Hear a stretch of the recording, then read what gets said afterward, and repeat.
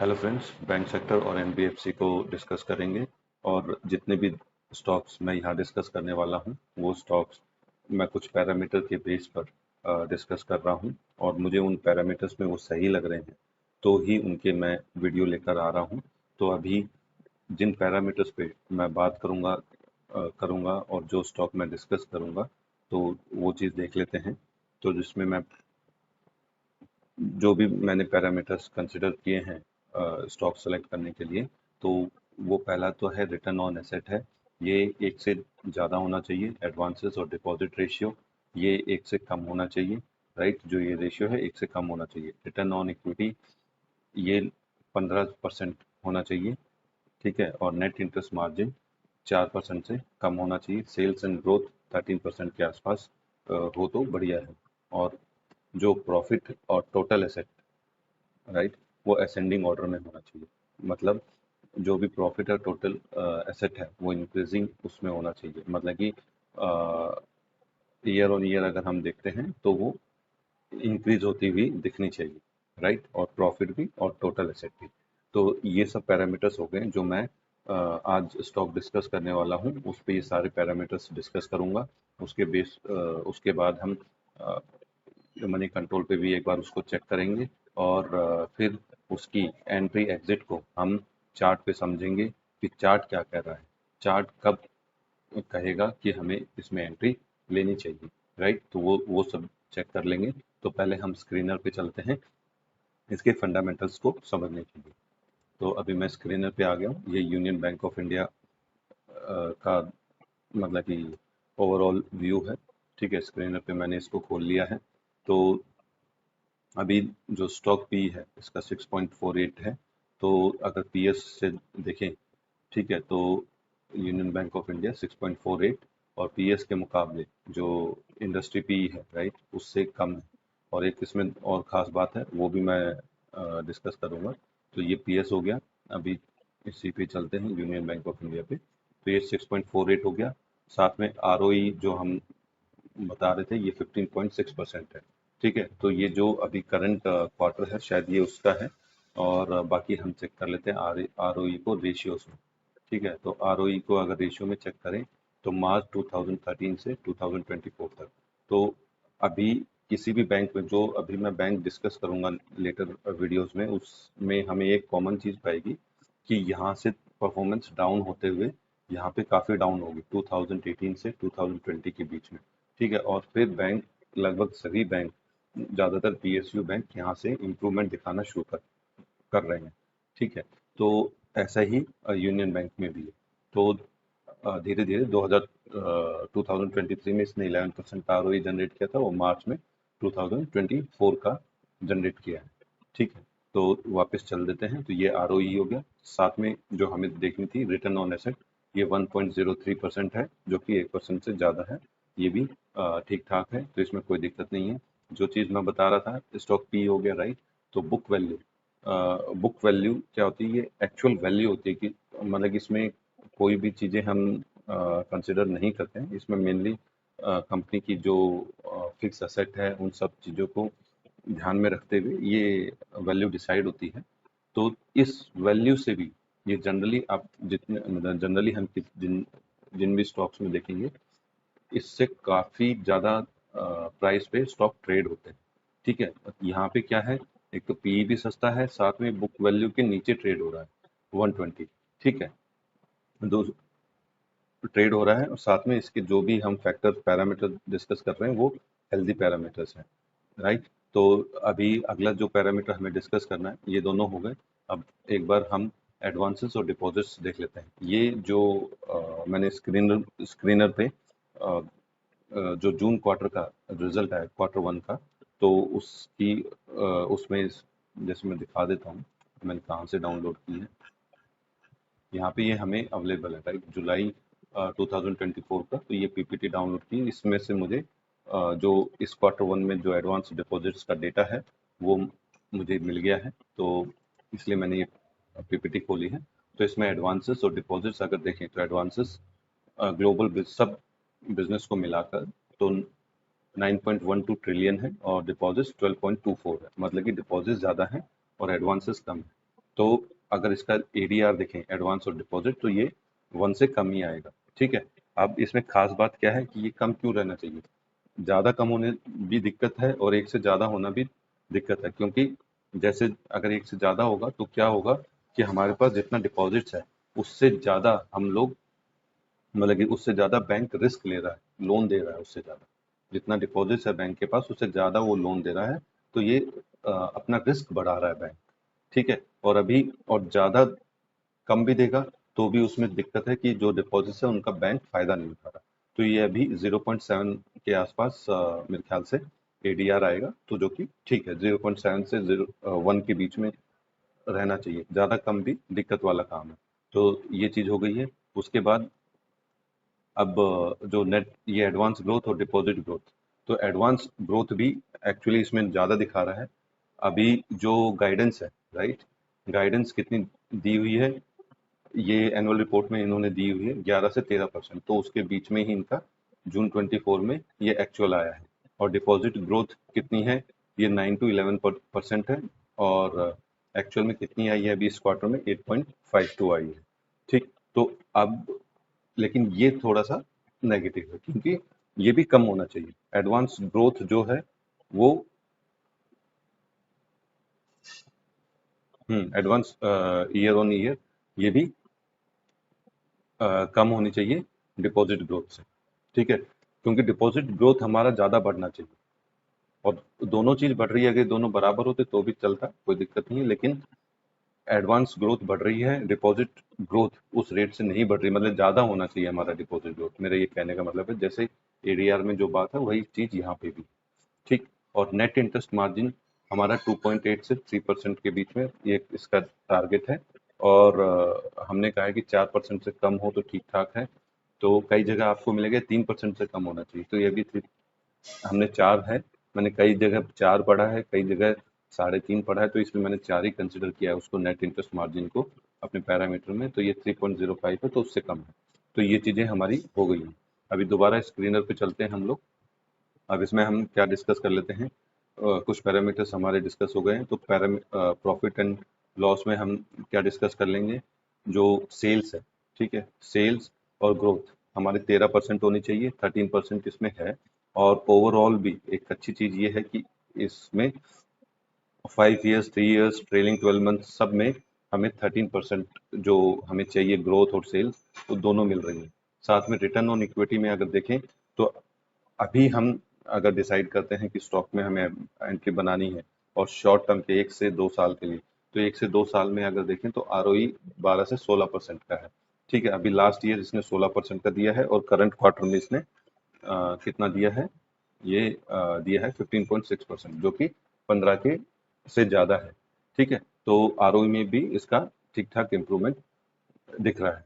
अभी profit and loss पे ही चलते हैं, और जो प्रॉफिट है अभी एक चीज़ समझने वाली है इसमें। एक मिनट में इसको थोड़ा सा इसके साथ ले लेता हूँ। ठीक है, अभी यहाँ पे हम समझें तो प्रॉफिट इंक्रीज हो रहा है। ठीक है, ये कब हो रहा है इंक्रीज, ये 2021 से, एक मिनट, हाँ, ये 2021 से प्रॉफिट हमारा इंक्रीज हो रहा है। ठीक है, बल्कि 2020 से हम बोल सकते हैं ये प्रॉफिट बैंक अच्छे इंप्रूवमेंट दिखाने लग गया। ठीक है, अब क्या है, अब अगर चार्ट पे इसको देखें, अभी क्या है, जब बैंक ने यहाँ पे इम्प्रूवमेंट दिखाया तो तभी आपको चार्ट पे जाके देखना है कि कहाँ पे हमें स्टॉक अवेलेबल है। अगर वो सही प्राइस पे अवेलेबल है तो वहीं पे ही उसको पकड़ना है। ठीक है, क्योंकि यहाँ पे भी सॉरी, यहाँ पे हमें देखना होगा चार्ट में वो कैसा परफॉर्म कर रहा है, और यहाँ से वो हमारे उसमें लाइमलाइट में आ जाएगा, और उसके बाद अगर इस यहाँ पे भी अगर वो प्रॉफिट देता है तो हमें डेफिनेटली उस स्टॉक में घुसने की देखनी चाहिए। साथ में ये पैरामीटर्स जो मैंने बताए वो देखने होंगे। ये मैं एंट्री बता रहा हूँ सिर्फ फंडामेंटल के बेस पे, चार्ट में अलग चीज होगी। और तो इस तरह से ये इंक्रीज मोड में है। ठीक है, पिछले 5 साल का देखें तो। और साथ में एक और चीज है इसमें, अभी एवरेजिंग का भी मैं डिस्कस करूंगा कि एवरेज कब करना है, एवरेज ऐसे ही करना है। अब मान लो एवरेज कब करना है? अब एवरेज इस टाइम पे नहीं करना है जब ये 171 है और फिर ये गिर गया, फिर गिर गया, इस टाइम पे नहीं करना है। हमें एवरेज कब करना होगा? मान लो किसी ने इस प्राइस पे, मतलब कि ये प्रॉफिट देखकर किसी ने state bank of sorry union bank of union bank ले लिया, ये वाला, ठीक है, और उसके बाद स्टॉक गिरता जा रहा है, तो आपको एवरेज नहीं करनी है। क्यों नहीं करनी है? क्योंकि ये दिन प्रतिदिन, मतलब कि हर साल ये इसका प्रॉफिट डिक्रीज होता जा रहा है, नहीं करनी है। फिर यहाँ पे जब इसने यहाँ इम्प्रूवमेंट दिखाया, राइट, यहाँ इम्प्रूवमेंट दिखाया तो यहाँ पे कर सकते हैं, ठीक। हालांकि ये दोनों कांस्टेंट रहे हैं तो ज़्यादा फर्क नहीं पड़ा होगा, तो यहाँ पे कर सकते हैं, बल्कि यहाँ कैसा भी सपोर्ट हो वो और गिरेगा, ठीक है। तो इस लेवल पे जब हमें कुछ इम्प्रूवमेंट दिखे किसी स्टॉक में तभी एवरेज करना है, उससे पहले नहीं करना है, अगर वो डाउन ट्रेंड में चल रहा है तो, ठीक है। तो ये छोटी मोटी चीज़ें हैं जो ध्यान रखनी है, और चार्ट पे भी मैं डिस्कस करूंगा। तो ये सारी ये चीज़ें हो गई हैं मेरी फंडामेंटली। और एक और चीज़ जो डिस्कस करनी है, तो प्रॉफिट का हो गया है, ये असेंडिंग ऑर्डर में हो ही रहा है, ये पिछले 5 साल से प्रॉफिट इंक्रीज ही हो रहा है, राइट। और जो टोटल एसेट्स हैं ये भी लगभग इंक्रीजिंग मोड में ही है। कंपनी हर साल अपनी एसेट बढ़ाती जा रही है, तो ये एक अच्छा सीन है, राइट। तो अब इसको हम मनी कंट्रोल पे और चेक कर लेते हैं, वहाँ ये क्या पैरामीटर्स दिखा रहे हैं, ठीक है। तो यूनियन बैंक को अगर चेक करें तो ये 61% एसेंशियल्स पास दिखा रहे हैं। अभी जो मोड है इसका वेरी बेरिश है, ठीक है, टेक्निकल्स में। और एनालिस्ट क्या 11 एनालिस्ट हैं इसमें, जो कि लगभग मैक्सिमम यही कह रहे हैं कि होल्ड, आउट परफॉर्म और बाय। और मैंने पहले ही बता दिया है, इसको बस एक रेफरेंस के तौर पे ले सकते हैं, और ये सब चीज़ें जिनके पास प्रो वर्जन है उन्हीं के पास ये चीज़ें देख सकते हैं वो लोग। और राइट, और इसका वो देख लेते हैं पेट्रोस्की स्कोर, जो कि बहुत बढ़िया है, आउट ऑफ 9 6 की रेटिंग है। तो मनी कंट्रोल से भी एक हमें अच्छा खासा सिंबल निकल के आ रहा है कि बैंक बढ़िया है फंडामेंटली। और दूसरी चीज जो इसमें हम चेक कर सकते हैं, ये सब हो गया, ठीक है। और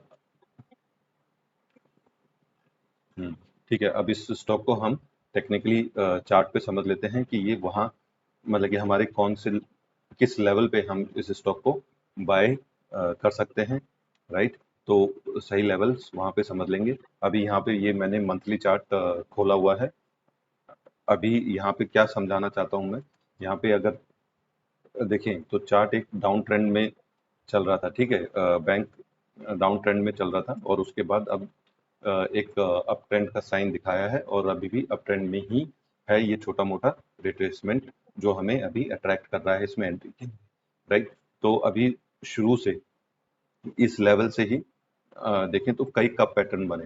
तो पहला कप पैटर्न ये था, और जिसको इसने यहाँ ब्रेक किया, और फिर ब्रेक करने के बाद ये जो लेवल है इसको ब्रेक नहीं किया इसने, इसके ऊपर ही ट्रेड हुआ और ये ऊपर चलता गया, राइट।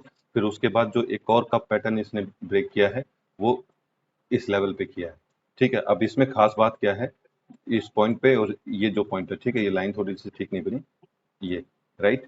तो अब इसमें खास बात क्या है, मैं एक मिनट इसको डिलीट कर देता हूँ। तो ये कप पैटर्न था, ठीक है। अब इस कप पैटर्न, मैं कप पैटर्न बोल रहा हूँ, एक्चुअली ये है राउंड पैटर्न।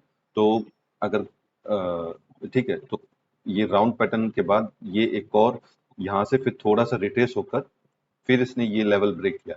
तो ये जो छोटा सा राउंड पैटर्न है, ये एक हैंडल का फॉर्मेशन है। तो ये कप एंड हैंडल का ब्रेकआउट था यहाँ पे। तो ये सारे राउंड पैटर्न बना बनाकर अपने नए लेवल्स लेता आ रहा है। हालांकि कोई नया लेवल, मतलब कि पुराने लेवल्स को ब्रेक करता जा रहा है। नया लेवल तो इसका यहाँ पे ब्रेक होगा, राइट। तो ये एक के बाद एक अपने पुराने लेवल को ब्रेक करता जा रहा है। अभी जो इसका अगला लेवल आएगा जो कप पैटर्न में बन जाएगा, वो लगभग ये वाला पैटर्न बनेगा, ठीक है। अब अब ये कहाँ बनता है वो हमें देखना पड़ेगा, ठीक है। कब बनता है, कब ब्रेकआउट होता है, तो वो चीज़ देखनी होगी। तो इसी के ब्रेक के लिए हमें इंतजार करना होगा। और अभी मैंने ये छोटे मोटे सपोर्ट मार्क कर रखे हैं, इसको हम डे कैंडल पे अच्छे से समझ लेंगे कि हमारा क्या, मतलब कि कैसे पोजीशन बनानी है इस स्टॉक में, ठीक है। तो अभी मैं डे कैंडल पे आ जाता हूँ।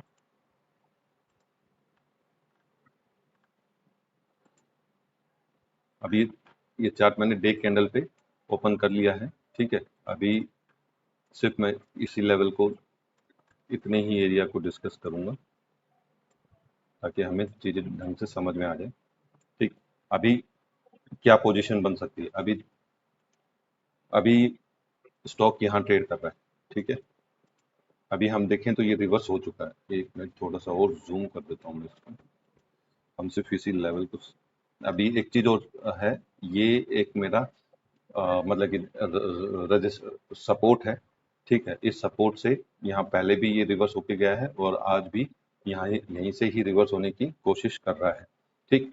तो ये मैं तो ये एक सपोर्ट माना है मैंने पूरा इस लेवल का, 120 से लेके 110 तक का, ठीक है। क्योंकि इसी लेवल के बाद यहीं से ये रिट्रेस होकर ये अपसाइड में गया था, तो इसलिए इस जोन को ही मैंने एक सपोर्ट मान लिया है। तो अब मैं थोड़ा सा इसको जूम कर देता हूँ ताकि ठीक से मैं डिस्कस कर पाऊँ। ओके, अब ये सारे सपोर्ट विजिबल, राइट।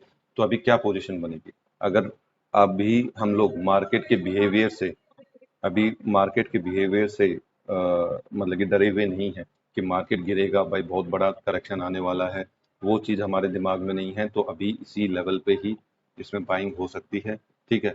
नहीं तो अभी हम ये, अगर हम ये सोचें कि भाई नहीं, ये यहाँ पे थोड़ा सा अभी हो सकता है ये इस लेवल पे आ जाए या इस सपोर्ट को तोड़कर यहाँ तक आ जाए, तो ये सब चीज़ें इसमें हो सकती हैं।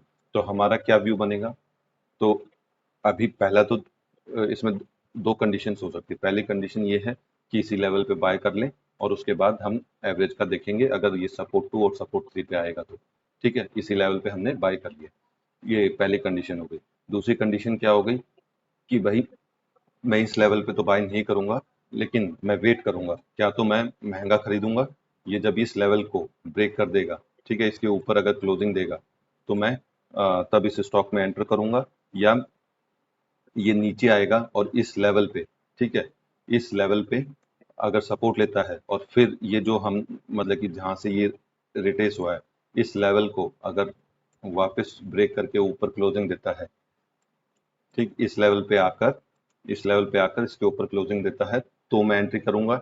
या अभी अगर आप मान लो इस लेवल पे हमने नहीं लिया और ये नीचे आ गया और इस लेवल पे भी नहीं रुका, मार्केट में अच्छा खासा करेक्शन आ गया, तो हो सकता है क्या तो वो इस लेवल तक आ जाए, ठीक है, या बीच में से ही स्टॉक रिवर्स हो जाए। तो उस टाइम पे भी हमें इस लेवल पे नहीं लेना है, हमें कब लेना है, जब वो इस लेवल के ऊपर ब्रेकआउट दे दे, इस लेवल के ऊपर ब्रेकआउट दे दे या इस लेवल के ऊपर ब्रेकआउट दे दे, ठीक है। तो अगर इस लेवल के ऊपर ब्रेकआउट देता है तो यहीं पे ही हमारी एंट्री बनेगी। तो ये भी एक सेफ मोड का तरीका हो सकता है। तो आप, तो ये मैंने सारे जो भी प्रोस्पेक्ट इसमें बनते हैं वो सारे मैंने डिस्कस कर लिए हैं, और आप अपने लेवल पे अपने फाइनेंशियल एडवाइजर से पूछ के स्टॉक में अपनी एंट्री एग्जिट प्लान कर सकते हैं, अगर स्टॉक आपको पसंद आया है और स्टॉक के फंडामेंटल्स पसंद आए हैं तो। इसी तरह इसी सेक्टर, बैंक सेक्टर के और स्टॉक देखने के लिए मेरे चैनल को लाइक और सब्सक्राइब जरूर करें। Thank you.